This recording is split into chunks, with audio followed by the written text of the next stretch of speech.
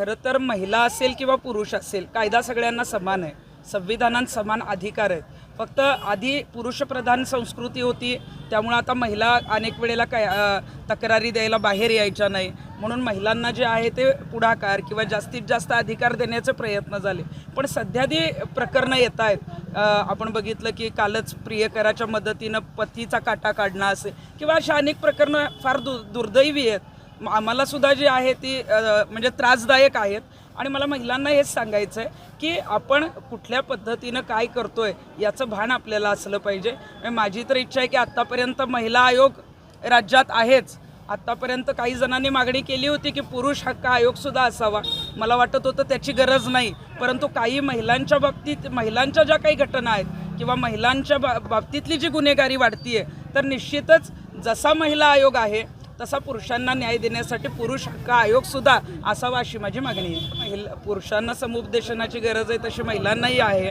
म्हणून मी सांगितलं की बऱ्याच वेळेला आत्तापर्यंत वाटत होतं की महिला आयोग जो आहे तो महिलांसाठी काम करतोय, पुरुषांसाठी कदाचित असावा नसावा. परंतु आता ज्या घटना किंवा जी गुन्हेगारी किंवा ज्या महिला ज्या आहेत त्या चुकीच्या पद्धतीनं वागतायत किंवा गुन्हेगार बऱ्याच महिला आहेत, तर मला वाटतं की त्याच्यासाठी फक्त समुपदेशनाची नाही तर पुरुष हक्क आयोग जर आला तर निश्चितच त्या पुरुषांना सुद्धा अधिकार मिळतील, न्याय मिळेल आणि त्या संदर्भातली जी आहे ती त्यांची दखल ऐकून घेतली जाईल. महिला मुख्यमंत्री होणं गरजेचं आहे. आज राज्यभरात आपण जर बघितलं तर महिलांचा डंका आहे. प्रत्येक पक्षामध्ये आक्रमक महिला आहेत, महिला काम करतायत. यावेळेला तर आमची अशी इच्छा होती की महिला मुख्यमंत्री, मग ते कुठल्याही पक्षाची सत्ता येऊ दे, ती झाली पाहिजे. तर आक्रमक महिला आहेत, चांगलं काम करतायत. तर आगामी काळामध्ये म्हणजे 5 वर्षाची तर सत्ता महायुतीची आहे, परंतु 5 वर्षामध्ये कदाचित मुख्यमंत्री बदलले जाऊ शकतात.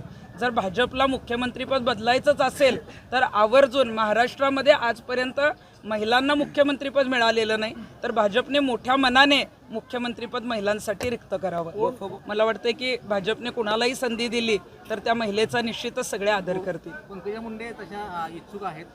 पंकजाताई जर इच्छुक असतील तर आमचे काहीच हरकत नाही. पंकजाताई निश्चितच मुख्यमंत्रीपदासाठी आक्रमक चेहरा आहेत. आणि आज आपण बघतोय की महाराष्ट्रामधली जी गुन्हेगारी वाढतीये ती मात्र आता पूर्णपणे कमी झाली पाहिजे. आणि विठ्ठल पांडुरंगाने जी आहे ती राज्य सरकारला बुद्धी द्यावी. कारण आता दिवसेंदिवस ज्या घटना घडत आहेत, महिला अत्याचाराच्या असेल, संतोष देशमुखांचं प्रकरण असेल, दररोज काही ना काही येतं आहे. पोलिसांचं काम करतायत, सगळे काम करतायत, परंतु ते कुठं कमी व्हायला तयार नाही.